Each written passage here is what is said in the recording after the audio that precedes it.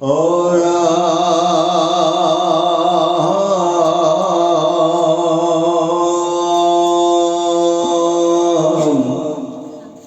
Hukoni Godoti Raja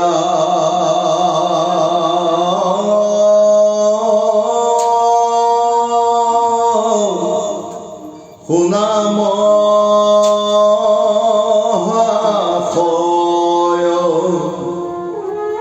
Ahema Uddhavak dekhile ko gupisaya Joloi jeno padma khomo Badana mandala Jalamol koroi korne amakara kundala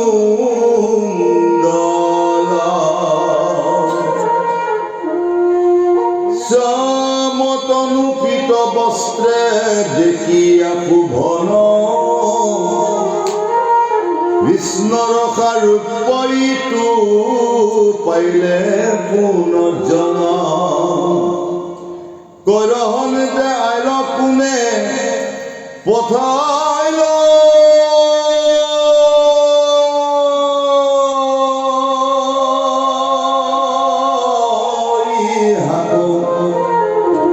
উদ্ধবক বেহিলে উৎফুকে Gupi যাব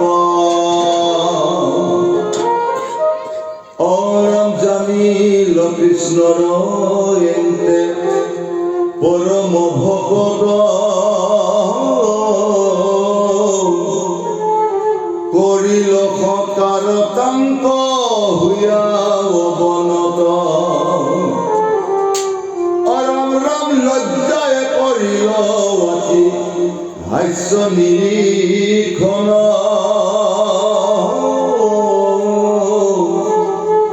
Pusila kukhala puri madhura basara Krishnor khandekha barta aniya soi jani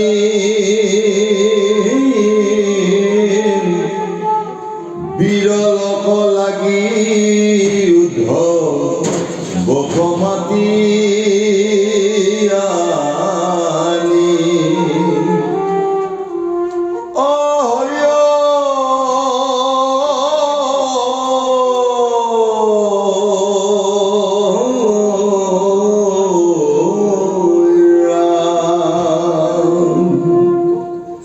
Gaurave bokhaila Visitaya khone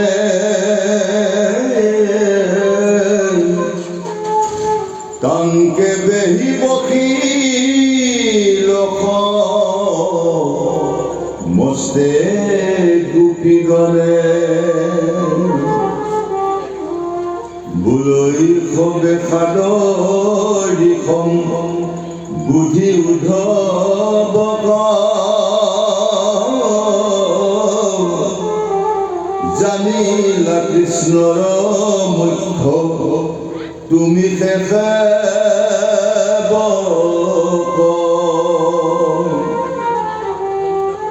Aram piti rama tira piti khadiba kopoti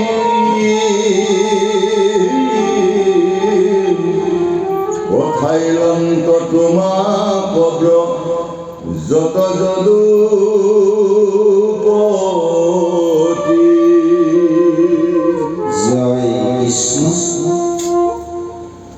Jai Guru Shankar Sarva Gunakara Jake nahi kirpan Tuhari Saranadu Renu Katakauti Bao Maiku Guru Prana Bao Maiku Guru Prana Jai Jayati Ikhandajan Gao Kalimandio Saidiya Kajyakusi যি মহাৰ নাম হৰে কৃষ্ণ নাম আয়োজন কৰিছে। এই অনুষ্ঠানত সমবেত হৈ থকা সমূহ সাধু গুৰু ভকত ভকতনী যুৱক যুৱতী কিশোৰ কিশোৰী সবাৰ শ্ৰীচৰণত আমি অভাজনে সেৱাৰ নিবেদন জনাইছোঁ। আমি সেৱাৰ নিবেদন জনাইছোঁ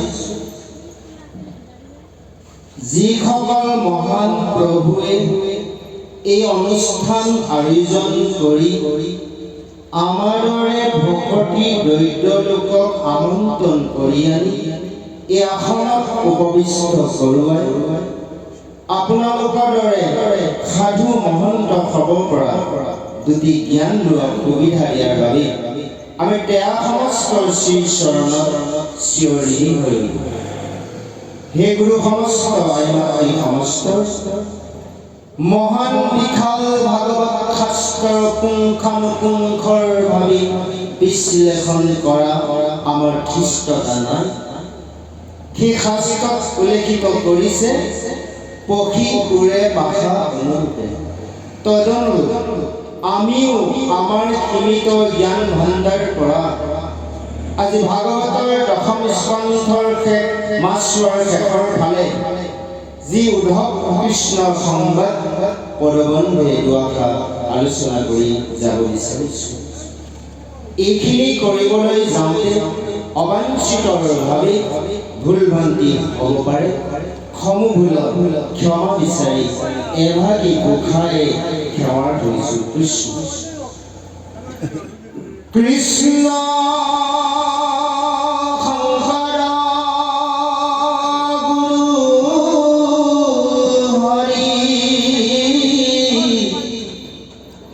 ৰাম ৰাম ৰাম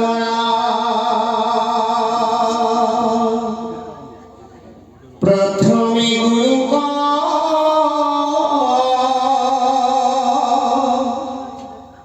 কৰু প্ৰণিপাত হিৰদিয়া শৰণ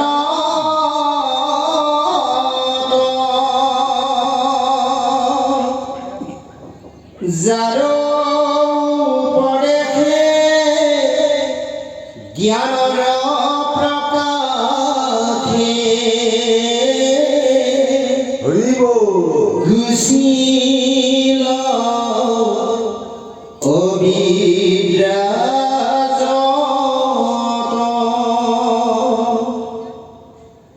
শুদ্ধ সত্ৰমতী কৃষ্ণত ভকতি পদ পদ্ম নিষ্ঠা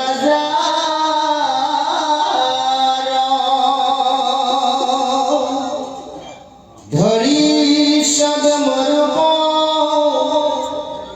মহাভাগৱত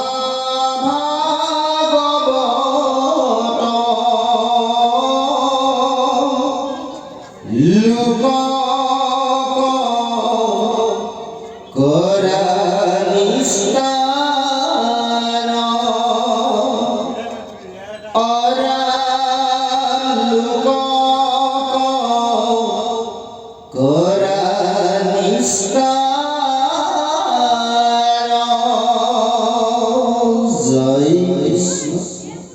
হে গুৰু সমস্ত আইমাতৃ সমস্ত ইতিমধ্যে দশম স্কন্ধৰ মাছৰ শেষৰ ফালে যেতিয়া কৃষ্ণৰ প্ৰভু ভগৱন্তই দাপৰত দৈৱকী উদৰত জন্ম লাভ কৰিছিল আৰু সেই জন্ম সময় পৰা সেই মথুৰাৰ কংসৰে সেই কৃষ্ণক বধ কৰিবলৈ বিভিন্ন অসুৰসকলক পঠিয়াইছে। যে সেই পুতনাৰ বধকে আদি কৰি চক্ৰবাদকে আদি কৰি বিভিন্ন অসুৰে গৈ সেই কৃষ্ণৰ প্ৰভু ভগৱানৰ হাতত প্ৰাণ ত্যাগ কৰিব লগা হ'ল। ইতিমধ্যে কংসই দেখিলে যে এইজন কৃষ্ণক বধ কৰা সহজ নহয়। সেইকাৰণে কৃষ্ণক কি কৰিলে, কংসই এটি চাল কৰিলে। যে অসুৰক পঠুৱাই সেই বৃন্দাবনৰ অৰ্থাৎ ব্ৰজধামলৈ পঠিয়াই কৃষ্ণ আৰু বলৰামক মাতি পঠায় আৰু সেই কৃষ্ণ আৰু বলৰামক যেতিয়া অসুৰে সেই ব্ৰজৰ পৰা মথুৰালৈ নিছিল সেই সময়ত কৃষ্ণ বয়স আছিল 10.5 বছৰ কৃষ্ণ প্ৰভু ভগৱানে 4টা লীলা কৰিলে জন্মৰ নহয় জানো ভাৰনামলৈ প্ৰথম কৰিলে আপোনাৰ শিশু লীলা তাৰপিছত কৰিলে ব্ৰজ লীলা বৃন্দাবন লীলা এতিয়া মথুৰা লীলা কৃষ্ণৰ তাত আছে আৰু এই যে কৃষ্ণৰ গুচি গ'ল কৃষ্ণৰ যোৱাৰ পিছত গোপীসকলৰ কি হৈছিল গোপীসকলে কেৱল কৃষ্ণ বিৰহত কান্দি কান্দি খোৱা বোৱা সকলো কৰ্ম এৰি দিছিল যেতিয়া একান্তৰ ভক্তসকলে যেতিয়া কৃষ্ণক চিন্তা কৰি বিৰহে কান্দি থকাৰ বাবে পৰম বান্ধৱ পৰম মহন্ত কৃষ্ণৰ সখাৰ উদ্ধৱক সেই বৃন্দাবনলৈ পঠিয়াই দিছিল সেই বৃন্দাবনলৈ কৃষ্ণ যেতিয়া আহিল সেই কৃষ্ণ আৰু গোপী যেতিয়া সমুখা সমুখী কথোপকথন সেয়া হৈছে কৃষ্ণ আৰু উদ্ধৱ আৰু গোপী সংবাদ ইতিমধ্যে অন্য দিনাখনৰ দৰে পুৱাৰ ভাগত উঠি গোপী সমস্তই বাহি ঘৰৰ কাম বন কৰি স্নান কৰি তেওঁলোকে পুৱাৰ ভাগত দেখিবলৈ পালে যে খাইলা এজন কৃষ্ণ যে তেওঁ দেখাৰ লগে লগে গোপীসকলে আচৰিত হ'ল যে এইজন কৃষ্ণটো মথুৰাত গ'ল কৃষ্ণই আহিল নেকি পিছত নিৰীক্ষণ কৰি চাই এইজন কৃষ্ণ নহয় অৰ্থাৎ যে উদ্ধৱক দেখিছে তেওঁলোকে এতিয়া যে এই উদ্ধৱ মহন্তক দেখাৰ লগে তেওঁলোকে অনুমান কৰিছে যে এই কথাখিনিকে গংগা তীৰত পৰীক্ষিত মহাৰাজক খুব গুৰুদেৱে কৈছে হে ৰাজন পৰীক্ষিত যে এনেভাৱে সেই উদ্ধৱ মহন্তই ব্ৰজত আহি পোৱাৰ লগে লগে গোপীসকলে কি কৰিছিল কেনে ভাৱ হৈছিল তাৰ বিষয়ে মই তোমাক কওঁ শুনা সেয়ে পদত কৈছে শ্যাম তনু পীতবস্ত্ৰে দেখি শোভন কৃষ্ণ সাৰূপ্যৰ ইটো পাৰিলে কোনজন কয়হন্তে আইল কোনে পঠাইল ইহাক উদ্ধৱক বেহিলে উৎসুকে গোপী যাব যে উদ্ধৱক দেখাৰ লগে লগে সমস্ত গোপীসকলে বেহি লৈ উদ্ধৱক চাইছে যে এইজন কোন হয় খাইলা আমাৰ প্ৰভু কৃষ্ণলৈ দেখা এওঁ কোনে পঠিয়াইছে এনেভাৱে আৱৰি ধৰিছে এতিয়া যদি আমি চাওঁ যে সেই গোপীসকল হ'ল কোন আমি শাস্ত্ৰত দেখিছোঁ ব্ৰজধামত থকাৰ আইসকল হ'ল গোপী এতিয়া যদি আমি চাওঁ গোপী কোন গোপী আমি আপোনালোক সমস্তই গোপী যে আমিও গোপী আজি যেনেকৈ উদ্ধৱ মহন্তক দেখাৰ লগে লগে সমস্ত গোপীয়ে আৱৰি ধৰিছে তদনুৰূপ আপোনালোকৰ এই হৰে কৃষ্ণৰ এক নামত এই 4দিনীয়া অনুষ্ঠানত যিমানবোৰ দূৰ দূৰণি ভক্ত আহিব সেই উদ্ধৱ মহন্তক আজি গোপী সমস্তই যি সৎকাৰ শুশ্ৰূষা কৰিছে আপোনালোকৰ এই অনুষ্ঠানটো কৰিব লাগিব সেয়ে কৈছে জানিও কৃষ্ণ এন্তে পৰম ভকত গোপীসকলে জানি গ'ল এইজন কৃষ্ণ পৰম ভকত আৰু এই কৃষ্ণইহে এইজন পৰম ভকতক আমাৰ ওচৰলৈ পঠিয়াইছে এই কথাখিনি গোপী সমস্তই জানি উদ্ধৱক এটা এটুকুৰা নিজান ঠাইলৈ মাতি নি সেই ঠাইতে এতিয়া কৃষ্ণ সমস্তৰ বাৰ্তা উদ্ধৱ পোৱা গোপী সমস্তই জানিব বিচাৰিব আহক আমি ইয়াৰ পিছৰ পদত সুন্দৰভাৱে দিয়া আছে প্ৰভুজনক বলিষ্ঠ কণ্ঠৰে শ্ৰৱণ কৰোঁ জয় কৃষ্ণ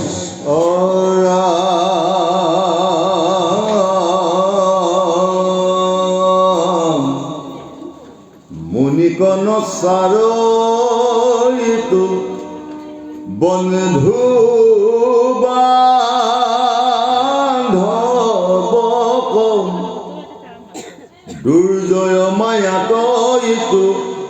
আনকো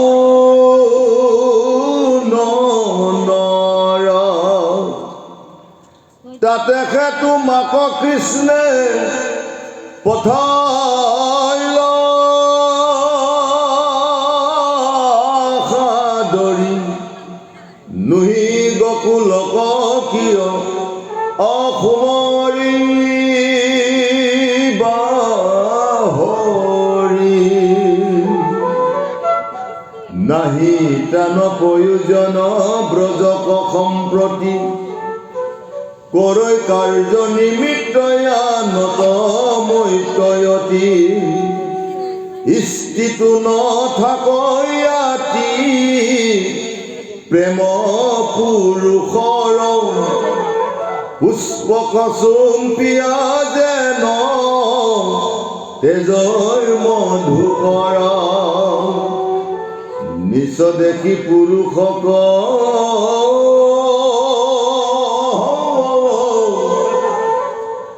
এৰৈ বেশ্যাজাক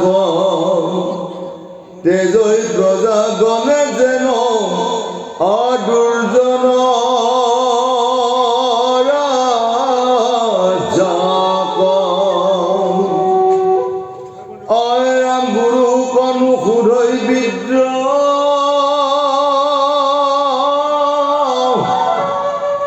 জানি শিষ্য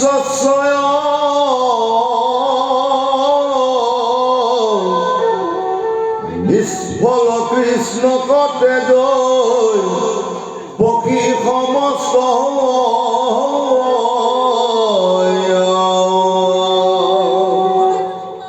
ভঞ্জি খাই অতিথি হৰ এৰৈ আস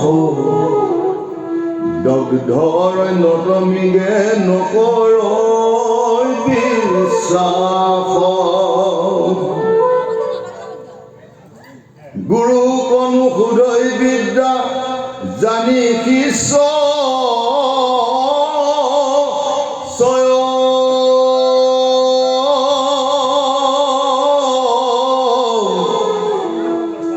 নিষ্ফল কৃষ্ণ কতে জয় পক্ষী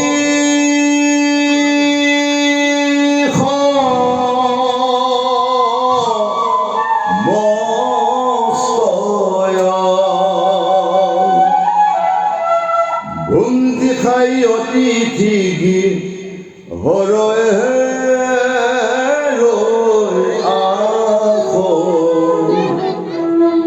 দগ্ধৰ নতমিগে নকৰ নিবাস অৰামে নাৰীৰ মনত নতু হুৱন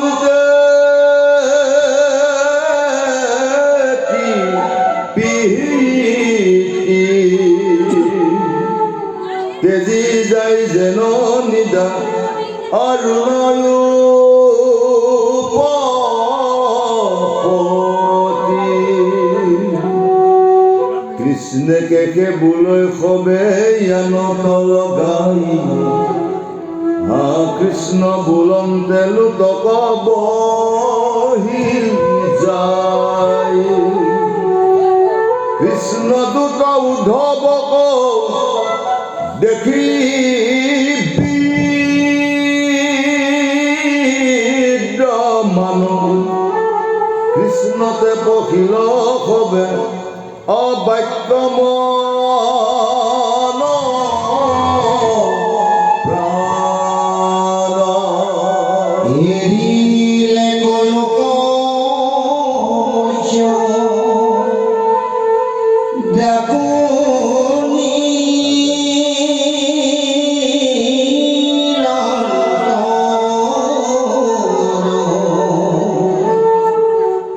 ঘুমৰি ঘুমৰি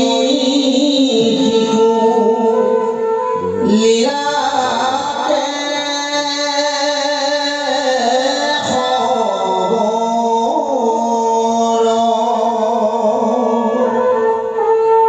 কৃষ্ণৰ গুণগান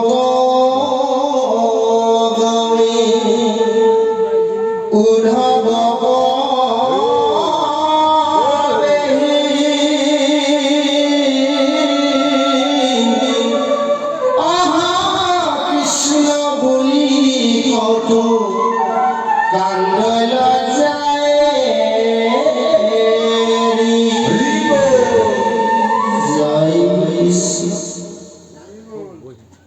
এতিয়া গোপী সমস্তই সেই উদ্ভৱ বিয়ৰ থানত মাতি সেইজনৰ কৃষ্ণই কৰা সেই বৃন্দাবনত বজ্ৰত কৰা লীলাসমূহ কথা কৈ কেৱল কৃষ্ণৰ সেই লীলাৰ উদ্ভৱক ব্যৱহাৰ কৰিছে। আজি উদ্ধৱ মহন্তক কৃষ্ণই যে সেই বজ্ৰধামলৈ পঠিয়ালে, ইয়াৰ মূল উদ্দেশ্য হৈছে যে উদ্ধৱে নিজকে এজন ভক্তৰ বুলি গৌৰৱ কৰিছে। সেইকাৰণে উদ্ধৱক প্ৰমাণ কৰিবলৈ যে তোমাতকৈ কিমান ডাঙৰ ভকত আছে, তুমি এবাৰ বৃন্দাবনৰ গোপীসকলক চাই কিন্তু দেখাইছে আমাৰ শাস্ত্ৰৰ মাগে কেৱল কৃষ্ণই সেই নন্দ আৰু যশোদাৰ পিতৃ মাতৃক খবৰ ল'বলৈহে উদ্ধৱক পঠিয়াইছে। 2 নম্বৰ গোপীসকলৰ ভাল বেয়া খবৰ ল'বলৈহে পঠিয়াইছে। কিন্তু ইয়াৰ তত্ত্ব হৈছে কি যে তুমি কিমান ডাঙৰ ভকত আৰু বজ্ৰত সেই বৃন্দাবনত থকা গোপীসকল কিমান ডাঙৰ ভকত তুমি নিজে প্ৰমাণ পাবা। যে আমাৰো এই ক্ষেত্ৰত এনে হয়, আমিও নিজকে একোজন ডাঙৰ ভকত বুলি ভাবোঁ। আচলতে কিমান ডাঙৰ ভকতৰ সংগত যেতিয়া সাধু সংগ কৰা যায় তেতিয়াহে তাক প্ৰমাণটো ওলাই কোনজন কিমান ডাঙৰ ভকত। আজি উদ্ধৱে গম পাই যাব, ইতিমধ্যে আৰম্ভ হৈছে। কৃষ্ণৰ যেতিয়া গুণলীলা কেৱল আজি উদ্ধৱৰ আগত কেৱল কৃষ্ণৰ কথাহে মুখেদি বাক্য কৰি আছে গোপীসকলে, বেলেগৰ কথা ওলোৱা নাই। আৰু হৃদয়ে প্ৰাণে কেৱল কৃষ্ণকে চিন্তা কৰি আছে। যে সেই কৃষ্ণৰ গুণ লীলাৰ উদ্ধৱ আগত কওঁতে কেৱল গোপীসকলৰ শৰীৰ ৰোমাঞ্চিত হৈ চকুৰে চকু বৈছে, হৃদয় দৰ্শিত হৈ গৈছে। যে আপোনালোকে চাব, অহাকালিৰ পৰা আপোনালোকে এই অনুষ্ঠানত যিসকল প্ৰভুক আমন্ত্ৰণ কৰিছে হৰে কৃষ্ণ গাবলৈ, যে গাওঁতে তেওঁলোকৰ শৰীৰ ৰোমাঞ্চিত হৈ চকুলো বৈ যাব। কিয়? কেৱল কৃষ্ণৰ প্ৰেম। যে সেইকাৰণে এটা কথাই ভগৱন্তই কৈছে যে হে নৰনাৰী লোকসমস্তৰ, তোমালোকে মোক একো দিব নোৱাৰিলেও তোমালোকে এটা বস্তু মোক শৰাই দিয়া। কি বিচাৰিছে ভগৱন্তই? কেৱল কৈছে তোমালোকে মোৰ যত কীৰ্তনত হৃদয় দৰ্শিত কৰি শৰীৰ ৰোমাঞ্চিত কৰি এইটো পাল চকুৰে দিয়া। আমি দিব পাৰিছো। ইয়াৰ প্ৰমাণ স্বৰূপ আজি এই কথাখিনি আৰম্ভ হ'বলৈ গৈছে। যেতিয়া কৃষ্ণৰ প্ৰভু ভগৱানক উদ্ধৱক পঠিয়ালে, ইতিমধ্যে এতিয়া বাৰ্তা দিয়া হ'ব। কৃষ্ণৰ বাৰ্তা উদ্ধৱে গোপীসকলক দিব আৰু নন্দ যশোদাকো দিব। নন্দ যশোদা ভাল বেয়া খবৰ লৈ তেওঁ উলটি যাব। এই গোপী সমস্তৰ পৰা যেতিয়া বাৰ্তা বিচাৰিব, কি বিচাৰিব? যে সেই গোপী সমস্তৰ তোমালোকৰ কাৰ কি খবৰ আছে মোৰ হাতত এখন প্ৰেৰণ কৰা। অৰ্থাৎ আগতে খাত লিখা হৈ যাব দেই, খাত গম পাইছেনে? কাপোৰৰ যে পুৰা মেৰাই লৈ যাব, দীঘলকৈ মেলি দিব, এজনে পাঠ কৰি দিব, উলি যাব। যিজনৰ কাৰণে খাত পঠিয়াব তেওঁ নপঢ়ে, কিন্তু আপোনালৈ পঠিয়াইছে, আপোনাক দুটাই লৈ গ'ল নহয়, তেওঁ পাঠ কৰি দিব খাত। এই যেতিয়া উদ্ধৱে কৃষ্ণ গোপীসকলক ক'ব, হেৰৌ গোপী সমস্তৰ সমস্ত কৃষ্ণৰ বাৰ্তা তোমালোকক দিলোঁ, তোমালোকৰ কাৰ কি বাৰ্তা আছে খবৰ আছে মোৰ হাতত প্ৰেৰণ কৰা, মই কৃষ্ণক দিম। তেতিয়া গোপী সমস্তই উদ্ধৱক ক'ব, হে উদ্ধৱ, তুমি তোমাৰ হাতৰ আঞ্চল পাৰি দিয়া। উদ্ধৱ চক খাই বোলে কিয়? বোলে দিয়াচোন। যেতিয়া উদ্ধৱে হাতৰ আঞ্চল পাতি দিয়ে, প্ৰতিগৰাকী গোপীয়ে এটোপাল চকুলো দিছিল কেৱল উদ্ধৱৰ হাতৰ আঞ্চল। তেতিয়া উদ্ধৱে কৈছিল, হেৰৌ গোপী সমস্তৰ, তোমালোকে কৃষ্ণৰ প্ৰভুলৈ খাত নিলিখি কেৱল চকুলো দিলা, মই বুজি নাপালো। তেতিয়া গোপী সমস্তই কৈছিল, হেৰৌ উদ্ধৱ, আমাৰ যিমান ভাল বেয়া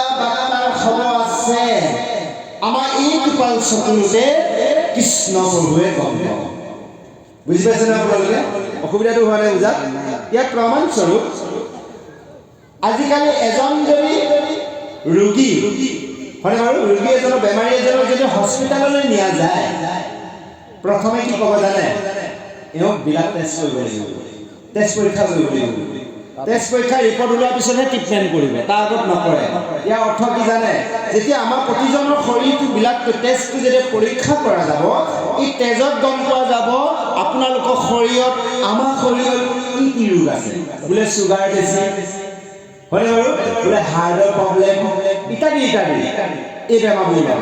তদনুৰূপ আমি একান্তৰ ভক্তসকলে যদি কৃষ্ণৰ জপ কীৰ্তনত সাধুসংগ কৰি এটোপাল চকু দিব পাৰোঁ, ভগৱন্তই সেই চকু টোপালতে গম পাব মোৰ ভক্তজনৰ কি অসুবিধা কি সুবিধা আছে।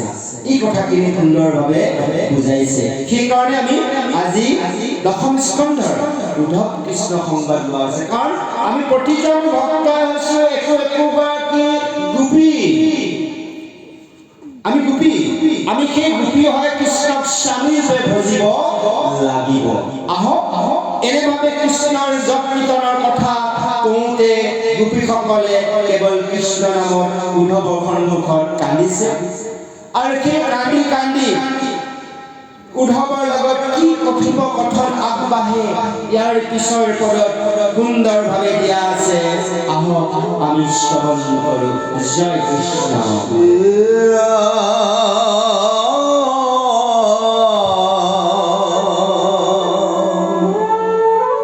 কান্দি কান্দি শুধৈ কথা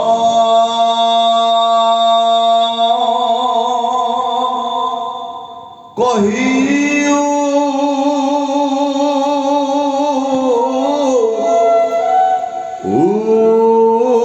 উদ্ধৱ,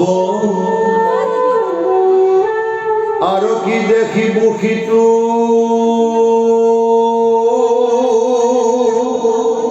প্ৰাণৰ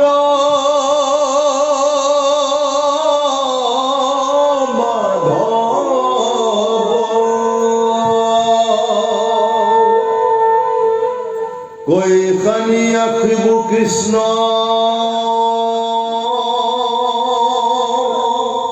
কয়ুনি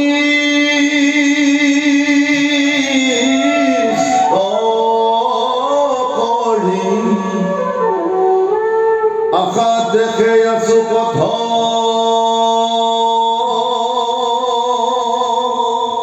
মপি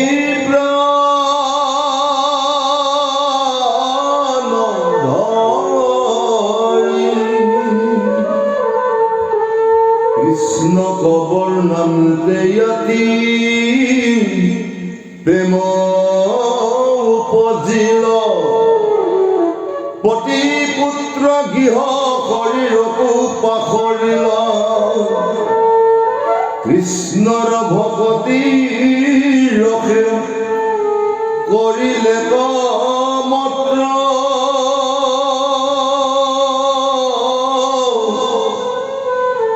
চেতন নাহিগে একো গোপীৰ গাঁৱত কৃষ্ণ সংগমকে কতো কৰি আছ ধ্যান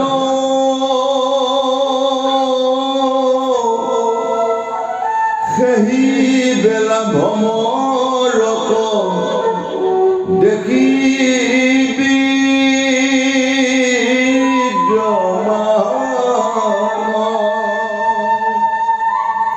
প্ৰিয় কৃষ্ণে পঠাই লন্ত তাকে দুত মানি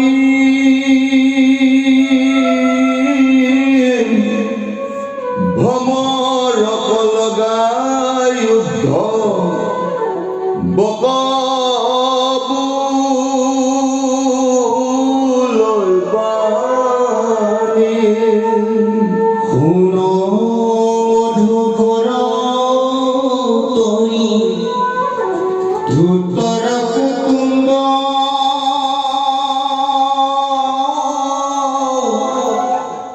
লাগি আছো খপনিৰ কুশৰ কুংকুম অ হৰি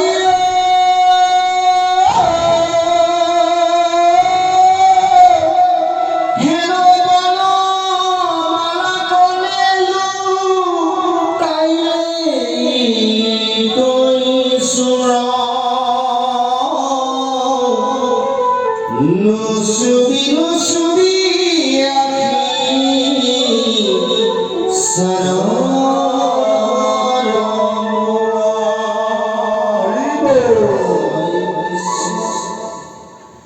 ইমান সুন্দৰ ভাবি সেই গোপী সমস্তই কান্দি কান্দি উদ্ধৱ কৈছে হে উদ্ধৱ সেইজন প্ৰভু কৃষ্ণৰ কথা কি কম তেওঁৰ কথাৰ ভাবিলে আমাৰ হৃদয় দৰিদ্ৰ যিদিনাখনে সেইজন কৃষ্ণৰ প্ৰভুৱে আমাক এৰি থৈ গুচি গ'ল সেইদিনাখনৰ পৰাই আমি আমাৰ পতি আমাৰ পুত্ৰ এই গৃহখন এই নিজৰ শৰীৰটো সমস্ত আমি পাহৰি গ'লো আচলতে যিদিনাখনে কৃষ্ণ প্ৰভুৱে বজ্ৰৰ পৰা মথুৰালৈ গৈছিল সেইদিনাখনৰ পৰা কিন্তু সেই বজ্ৰ বৃন্দাবনত একো শুভ কৰ্ম হোৱা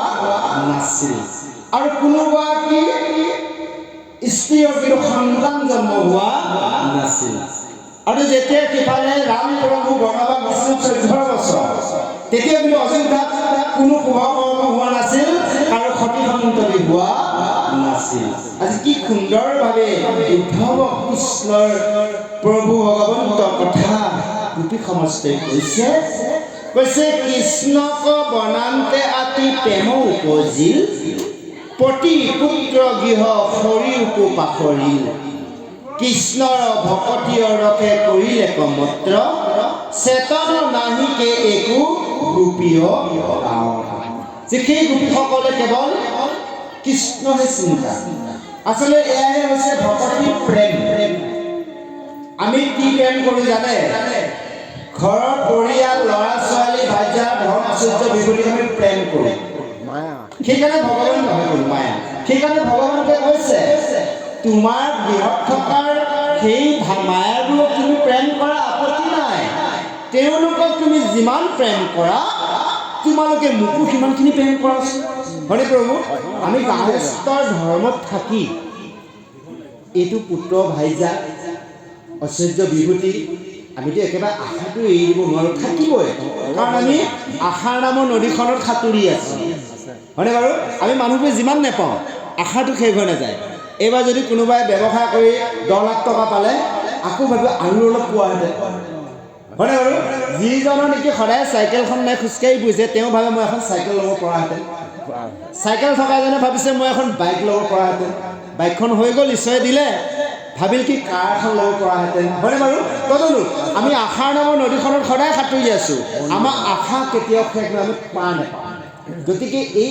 আশাটোক আমি কি কৰিব লাগিব ভগৱন্তক নিবেদন কৰিব লাগিব সেইকাৰণে প্ৰভুৱে কৈছে যে তোমালোকে যিকণ প্ৰেম কৰা পতি পত্নী ভাৰ্যা পুত্ৰসকলক ঐশ্বৰ্য বিভূতি আৰু তোমালোকে সেইকণ প্ৰেম মোকো কৰা আমাক কাম দিব আমি ধৰি ল'লোঁ প্ৰভুজনক খুব ভাল পাওঁ প্ৰভুজনে আমাক ভাল পালে হয়নে বাৰু তেখেতক ভাল পোৱাৰ দৰে যদি মই আৰু 10জনক ভাল পাওঁ সেই 10জনেও মোক ভাল পাব তদনুৰূপ আমি যদি এইকণ সময়ে ভগৱন্তক যদি এনেভাৱে প্ৰেম কৰোঁ ভগৱন্তই আমাক প্ৰেম কৰিব আমি এতিয়া ভগৱন্তক ভাল পাইছোঁ আমি হ'লো আত্মাৰ প্ৰকৃতি ভগৱন্ত হৈছে আচল গৰাকী স্বামী হয়নে বাৰু আমি সকল এতিয়া দেখা চোৱা হৈছোঁ মায়াৰ স্বামী মায়াহে পতি আইসকল হ'ল মায়া ভাৰ্যা কিন্তু আইসকলেও অকল মায়া ভাৰ্যা আৰু আমি হৈছোঁ অকল মায়াপতি কিন্তু যদি আমি আধ্যাত্মিক তত্ত্বত চাওঁ তেনেহ'লে আমি সমস্ত হ'লোঁ প্ৰকৃতি সেইকাৰণে আমি সকলোৱে গাই আছোঁ হে কৃষ্ণৰ স্বামী তজু পাওঁৱে আমি কেৱল এশৰে নচাওঁ কৰা অনুগ্ৰহ মায়াৰ নিগ্ৰহ তেৱেকে প্ৰভু এৰা। যদি ভগৱন্তৰ অনুগ্ৰহ পাওঁ তেতিয়াহ'লে আমি এই মায়াৰ পৰা পৰিত্ৰাণ পাওঁ। যেতিয়ালৈ আমি অনুগ্ৰহ নাপাওঁ তেতিয়ালৈ কিন্তু পৰিত্ৰাণ নেপাম। আমি নৱগ্ৰহৰ ভিতৰত সকলোৱে আছোঁ। এই নৱগ্ৰহৰ ভিতৰত আমি 10 নম্বৰ গ্ৰহটো প্ৰাপ্ত হ'ব লাগিব। সেইটো হৈছে ভগৱন্তৰ অনুগ্ৰহ। যিদিনাখনে পাম সেইদিনাখনে আমি আমাৰ জীৱন সফল কৰিব পাৰিম। যা হওক এনেভাৱে কৈছে কৃষ্ণ সংগমকে কটি কৰে আছে ধ্যান, খেহি বেলা ভ্ৰমৰ দেখি বিদ্যমান, প্ৰিয় কৃষ্ণে পঠাই লন্ত তাকে দুটৰ মানি, ভ্ৰমৰক লগাই উদ্ধৱক বোলয় পানী। কেৱল কৃষ্ণৰ সংগমৰ কথাহে গোপী সমস্তই চিন্তা কৰি আছে, ধ্যান কৰি আছে। আমিও সেইকাৰণে অহনি কৃষ্ণক আমি ধ্যান কৰিব লাগিব যে সেইজন ভগৱন্ত এতিয়া আপোনালোকৰ হৰে কৃষ্ণ 16-32 অক্ষৰ হয়নে বাৰু? গতিকে হৰে কৃষ্ণ এয়া হ'লে 32 অলংকাৰ। ভগৱন্তৰ যি 32 অলংকাৰ ইয়াকহে কিন্তু ধ্যান কৰা যাব, ইয়াৰহে শ্ৰৱণ কীৰ্তন কৰা যাব। কেৱল হৰে কৃষ্ণ কৃষ্ণ কৃষ্ণ হৰে হৰে, হৰে ৰাম কৃষ্ণ কৃষ্ণ হৰে হৰে হয়নে বাৰু? গতিকে এই 32 অলংকাৰ ভগৱন্তক ধ্যান কৰা যায়। আমি চৰণৰ পৰা মস্তকলৈ প্ৰভুৰ 16টা নাম, 16 নাম 32টা অক্ষৰ। সেইবাবে আপোনাৰ 32 অলংকাৰ। ভগৱন্তৰ অলংকাৰ হ'লে 32 অলংকাৰ হয়নে বাৰু? ভগৱন্তৰ অলংকাৰ হ'লে 32 অলংকাৰ। এই 32 অলংকাৰটো ধ্যান কৰা হয়। এই যে আপোনাৰ 16 নামৰ 32 অক্ষৰটো 32 অলংকাৰ ধ্যান কৰা যায়। সেইকাৰণে এই দেহটো প্ৰভুৰ ওচৰত নিবেদন কৰিব লাগিব। নিবেদন যদি কৰিব পাৰে তেওঁ সহজে পাব। হয় প্ৰভু, আত্মা নিবেদন কৰিব লাগিব। আমি আচলতে মানুহ কি হৈছে, কলি যুগৰ মানুহবোৰ মহাচতু বুজিছেনে? মহাচতু বুজিছে? কাৰণ কিয় এজন মানুহে কি কৰিলে, তেওঁ প্ৰভুৱে কোৱা কাৰণে আমি প্ৰসংগটো আনিছোঁ যে তেওঁ কি কৰিলে, এখন বাগিচা আছে, বাগান আছে, বাগানৰ গাই এজনী সোমাই গ'ল, গাই এজনীক বধ কৰি দিলে, টাঙনলৈ মাৰি গাই মৰি গ'ল। লগে লগে ব্ৰহ্ম হত্যা পাপ সাৰা হৈ গ'ল। দেখাৰ লগে লগে কৈছে বোলে তুমি কোন? বোলে মই ব্ৰহ্ম হত্যা পাপ। বোলে তুমি কিয় আহিছা মোৰ ওচৰলৈ? তুমি বোলে গাই বধ কৰিলা, তুমি গৰু বধি, ব্ৰহ্ম হত্যা পাপ হৈ গ'ল। ইমান চকু মানুহজনে কৈছে কি হেৰি নহয় মইতো বধ কৰা নাই। বোলে কোনে কৰিলে? এই হাত দুখনহে কৈছে, হাতত কোন আছে? হেল্ল' এই পোৱালিকেইটা লাগিছিল। হেল্ল' এই ল'ৰাকেইটা চিষ্টো মাৰি দিলে। হেল্ল'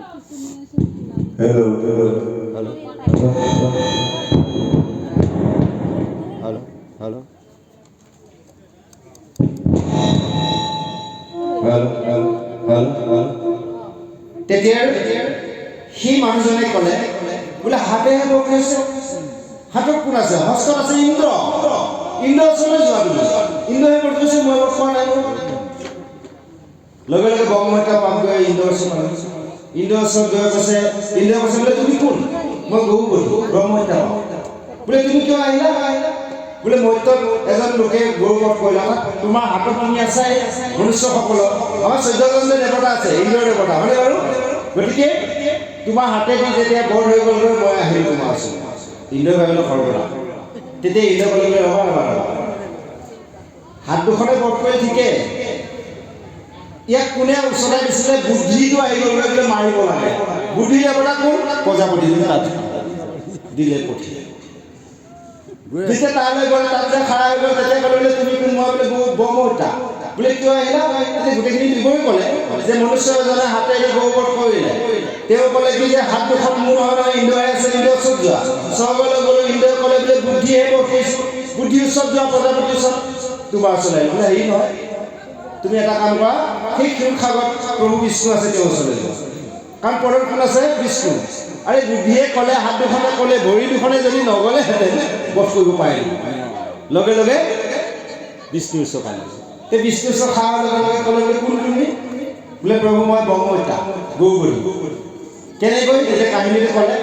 তেতিয়া ক'লে বাৰু ঠিক আছে, তোমাক মই এতিয়া একো নকওঁ, মই ইয়াক প্ৰমাণ কৰিব লাগিব। লগে লগে সেইজন প্ৰভুৱে এজন গৰখীয়া হয়, গাই কেইজনীমান গাই লৈ গৰখীয়া হৈ সেই বাগিচাখনৰ ওচৰতে আহি গৰু চৰাই।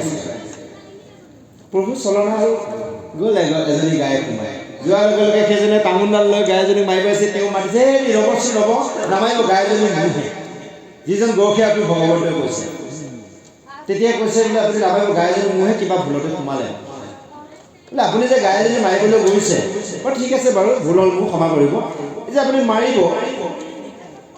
গৰুজনী যদি কৈছে আপুনি যে মাৰিব গৈছে যিটোখন হাতে এই হাত দুখন কাৰ বুলি কৈছে মোৰ হাত তে এই বাগিচাখন কাৰ বোলে মোৰ বাগিচা আচ্ছা আপুনি গাইজনী মাৰিবলৈ বুদ্ধি এটা আহিছে আপোনাৰ বোলে হয় বুদ্ধিটো কাৰ বুদ্ধিটো মোৰ কৈছে চব মোৰ খৰি মোৰ গোটেইখিনিয়ে মোৰ বোলে তেতিয়া লগে লগে স্বয়ং বিষ্ণুৱে মানে সাক্ষাৎ দেখা দি কৈছে বোলে হেৰি নহয় তুমি যে চৈতানি কৰিছিলা তোমাৰ হাতে তুমি গৰু বধ কৰি তুমি ইন্দ্ৰৰ ওচৰত পঠিয়ালা ইন্দ্ৰৰ পৰা যায় বুদ্ধি দেৱতাৰ ওচৰত গ'ল তাৰপৰা মোৰ ওচৰলৈ গ'ল হয়নে বাৰু গতিকে তাৰমানে ভালখিনি তুমি ৰাখা বেয়াখিনি মোক দিয়া লোৱা ব্ৰহ্মহত্যা পাপ লোৱা হয়নে প্ৰভু এতিয়া কথা হ'ল কি আমি ভগৱন্তৰ প্ৰভুক বেয়াখিনি দিওঁ ভালখিনি আমি নিজে লওঁ হয়নে বাৰু এইবাৰ বোলে ব্যৱসায় কৰি মই ইমান লাখ টকা পালোঁ মই নিজে ইমান কষ্ট কৰি এইখিনি ধন ঘটিছোঁ দেই বুলি ক'ব কিন্তু ঈশ্বৰে যে দিয়ে সেইটো নকয় যদিহে ব্যৱসায়টো ফ্লপ হৈ গ'ল কণা ঈশ্বৰেনো মোৰ টকাকে দেখাই মাৰিব পাৰে অন্য নাপালে হয়নে বাৰু অন্য নাপালে গতিকে আমি এইটো কাৰণে কৈছে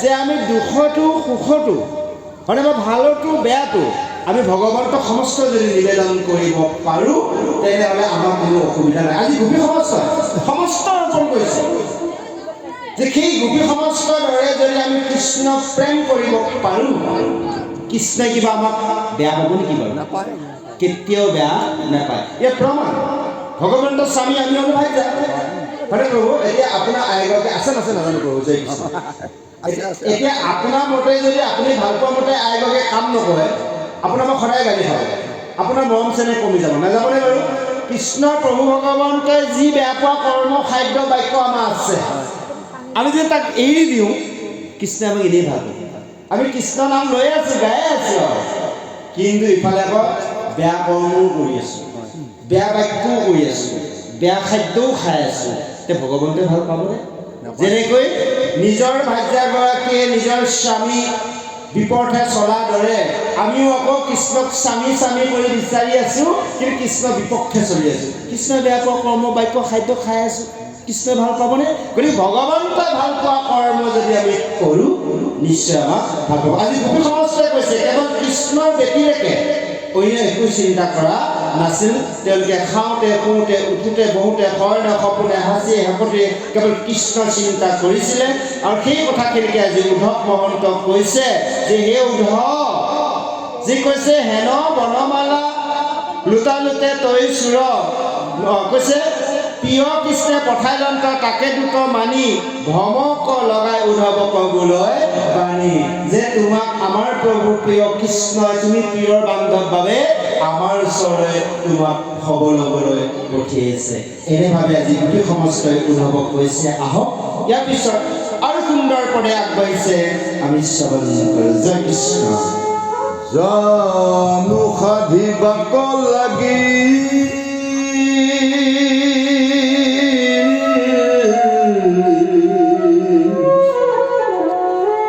মাধৱৰ কাম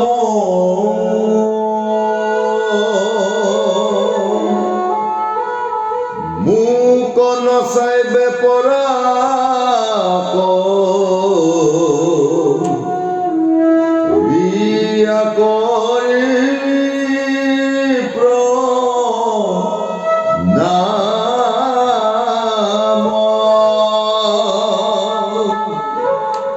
কৃষ্ণৰ নিশিজয় কোন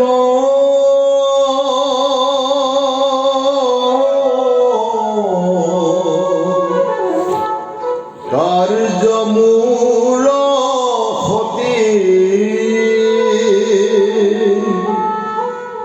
সেই স্তিক প্ৰসাদ তোৰ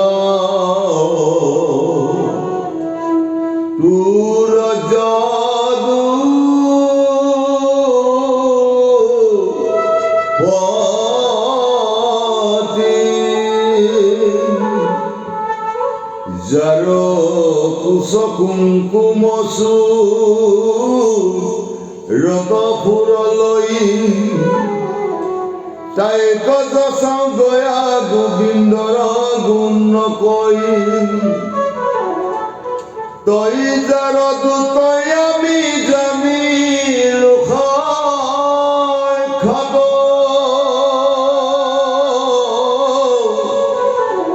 হকুৱাইলে টাংকু তই যদু সময় যাত হেন বাবুলিলা কিয় বোলা হেন বাণী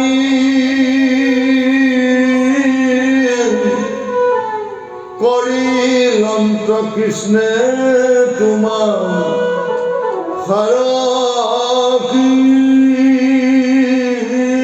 বাহানী কৰিলন্ত কৃষ্ণে তোমাৰ সাৰকি বাহানী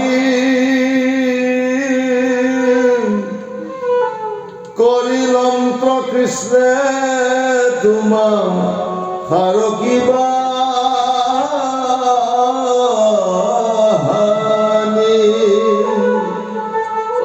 কৃষ্ণৰ দুশ্ৰেষ্ঠ বন্ধু মধুকৰ শুন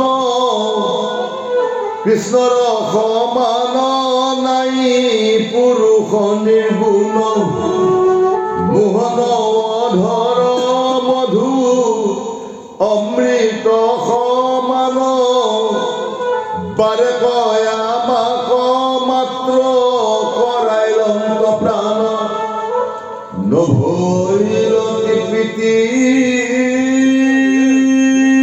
মোহ মিলিলয় অধিক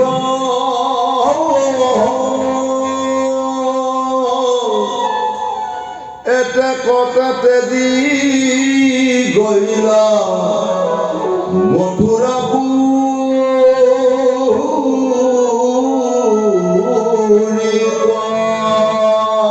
তই যেন মধুকৰ নিকৰুণ প্ৰায়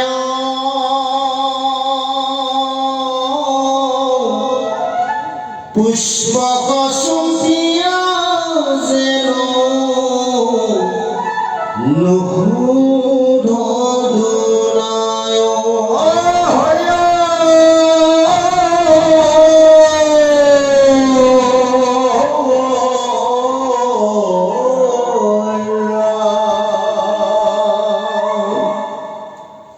ভকত জনক প্ৰতি যাৰয়া শৈশৱ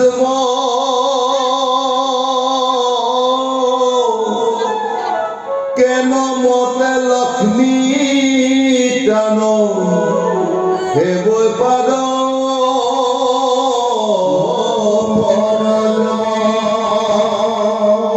জয় কৃষ্ণ। আজি সেই উদ্ধৱ মহন্তক লৈ গোপী সমস্তই সেই কৃষ্ণই গুণৰ লীলা কথা কৈছে। সেই বৃন্দাবনত গোপী সমস্তই কৃষ্ণক সেই শিশুৰ অৱস্থা খুৱাই 10.5 বছৰ বয়সলৈ কৃষ্ণৰ লগত যি লীলা কৰিছিল সমস্ত লীলা কৈ আজি তেওঁলোকে দুখ কৰিছে আৰু উদ্ধৱ মহন্ত কৈছে যে সেইজনা প্ৰভু আৰু কেতিয়া আহিব, আমি কেতিয়া লগ পাম। যে সেইকাৰণে গোপী সমস্তই যেনে প্ৰেম ভাৱে কৃষ্ণক চিন্তা কৰিছে আমিও কৰিব লাগিব। যে এই 10.5 বছৰকাল গোপী সমস্তই কৃষ্ণক দৰ্শন পালে আৰু তেওঁলোকে এতিয়া আৰু দুনাই দৰ্শন নাপায়। কেৱল দৰ্শন হ'ল তেওঁলোকৰ সেই জনম সেই শৰীৰ ত্যাগ কৰিহে দৰ্শন পাইছে। যে আমি সমস্তই যদি চাওঁ এই জনমত আমি কৃষ্ণ সাক্ষাৎ চতুৰ্ভুজ ৰূপত দৰ্শন নেপাওঁ কেৱল আমি অনুভৱত দৰ্শন কৰিব লাগিব আমি কৃষ্ণ দৰ্শন এনেভাৱে ল'ব লাগিব 11 স্কন্ধত উদ্ধৱ মহন্ত কৃষ্ণই কৈছিল হে উদ্ধৱ ভকত হৈছে মোৰ প্ৰতিনিধি এই ঘূৰ কলি যুগত মই চতুৰ্ভুজ ৰূপে কাকো দৰ্শন নিদিওঁ কেৱল মই দ্বিভুজ ৰূপে দৰ্শন দিওঁ অৰ্থাৎ ভকত ৰূপে সেয়ে ভকতসকলক যদি আমি এই আইসকলক এই প্ৰভুসকলক যদি ভগৱন্তৰ দৰে দেখিব পাৰিছো তেনেহ'লে আমি ভগৱন্তক দৰ্শন পাইছো যদি আমি ভকতক ভগৱান বুলি ভাবিব পৰা নাই তেনেহ'লে আমি জীৱনটো কৃষ্ণ নাম চিঞৰি চিঞৰি উচ্চস্বৰে গালেও আমি ভগৱন্তৰ দৰ্শন নেপাওঁ সেইকাৰণে আমাৰ এফাকি নামত কৈছে অ